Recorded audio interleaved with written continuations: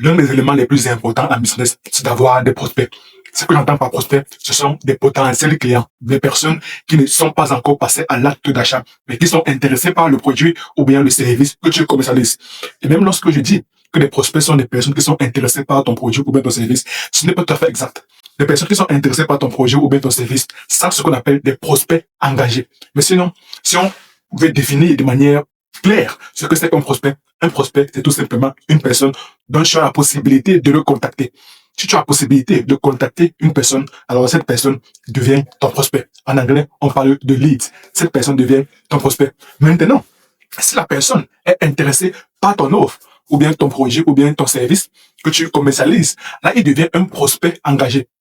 Donc, un prospect engagé est une personne qui est intéressée par ton offre et dont tu as la possibilité de le contacter. Mais par abus de langage, on ne parle pas de prospect engagé, on parle tout simplement de prospect. Et pour simplifier les choses, un prospect est tout simplement un potentiel client, une personne qui n'est pas encore passée à l'acte d'achat. Donc, le job, toi, en tant qu'entrepreneur, ton job est de faire en sorte que ton prospect, qui est intéressé par ton offre, parce que ça ne sert à rien de parler à des personnes qui ne sont pas intéressées par ton offre, non. On ne parle qu'aux prospects engagés. Ton job, toi, en tant qu'entrepreneur, est de convertir ces prospects en clients, est de faire en sorte qu'ils passent à l'acte d'achat. Mais au préalable, tu dois avoir le maximum de prospects possibles de manière à les convertir en clients. Et c'est ce qu'on appelle dans le jargon de la vente le taux de conversion. Tout simplement le pourcentage de réussite, le pourcentage de conversion de prospects en clients. Mais avant qu'une personne ne devienne un client, elle doit d'abord devenir un prospect engagé. Donc ton job, toi, en tant qu'entrepreneur, est d'avoir le maximum de prospects engagés possible. C'est la raison pour laquelle tu dois bâtir ce qu'on appelle dans le jargon du business un lead magnet, un aimant à prospect. Tu dois bâtir un système, tu dois bâtir un élément pour attirer comme un aimant à toi des prospects. Tu dois attirer à toi des prospects. La raison pour laquelle tu verras énormément en ligne beaucoup de créateurs qui proposent soit des e-books, soit des PDF, donc des produits digitaux gratuitement. Tout ce que tu as à faire, c'est de renseigner ton email et tu vas avoir dans ta boîte email le produit digital qu'ils te proposent gratuit. Ce qu'ils ont fait, c'est qu'ils ont bâti un aimant à prospect. Ils ont bâti un lead magnet. Donc, ils t'ont offert gratuitement, très souvent c'est gratuit, ils t'ont offert un produit digital qui a de la valeur. Toi, tout ce que tu as à faire, c'est de renseigner ton email. Ils ont bâti un lead magnet. Ils ont bâti un aimant à prospect. Mais à mon sens, c'est une très très grave erreur de procéder ainsi. Moi également, c'est ce que j'ai eu à faire par le passé avant de me rendre compte que non, ce n'est pas la bonne approche à avoir. La bonne approche à avoir est, dans le lead magnet, toujours continuer à proposer de la valeur, à résoudre un problème de la part du client. Du moins, pour être beaucoup plus précis, de la part du prospect. Donc, en le faisant, bien évidemment, le prospect voudra en savoir plus. Donc, clairement, l'objectif premier de tout lead magnet, l'objectif premier de toutes tes marques à prospect est de créer de la famine, est de créer la faim de la part du prospect, est de créer son désir d'en savoir davantage. C'est comme ça qu'on bâtit ce qu'on appelle toujours dans le jargon du marketing ou bien du business en général, ce qu'on appelle le tunnel de conversion. C'est le chemin par lequel passerait un visiteur jusqu'à devenir un client. Donc, au départ, il regarde tes contenus en ligne, que ce soit une vidéo YouTube, ou bien un short sur YouTube Short, ou bien sur les réels Instagram, ou bien sur TikTok, ou bien un texte que tu as écrit sur Facebook. Donc, peu importe le type, la nature du contenu, à ce stade, il devient un visiteur qui visite, qui consulte tes contenus en ligne. Par la suite, tu vas essayer de l'estiper des plateformes en ligne pour l'amener dans ta machine, dans ton tunnel. Par la suite, tu dois maintenant commencer ton travail de marketeur, commencer ton travail de pour le moment, au stade de la création de lead magnet. Pour le moment, on n'essaie pas encore d'avoir l'argent du client.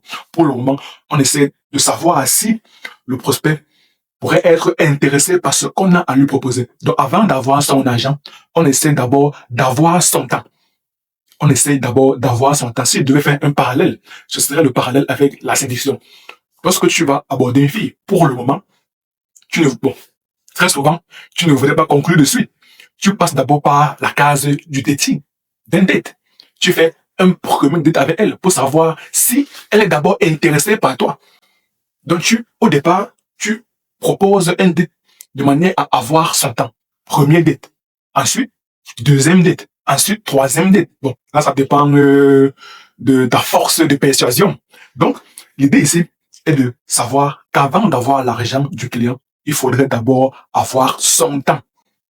Une fois que tu as son temps, maintenant là, tu pourras dire, bon, si tu as été intéressé par mon aimant à prospect et si tu voudrais en savoir davantage, alors là, voici mon offre payante.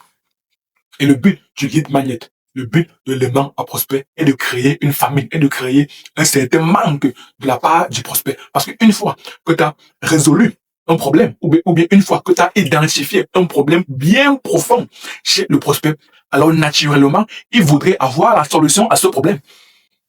Ou bien une fois que tu as résolu une partie du problème, une partie d'un problème bien complexe, ou bien imaginons que le prospect a un problème bien profond et que la solution est complexe et nécessite d'avoir, disons, 10 étapes. Tu as résolu les 2 premières étapes gratuitement. Donc, il serait prêt à payer pour avoir les 8 autres étapes. Donc là, on comprend qu'il y a plusieurs manières d'effectuer un bon lead magnet. La première manière est de révéler un problème. Révéler un problème profond chez le prospect.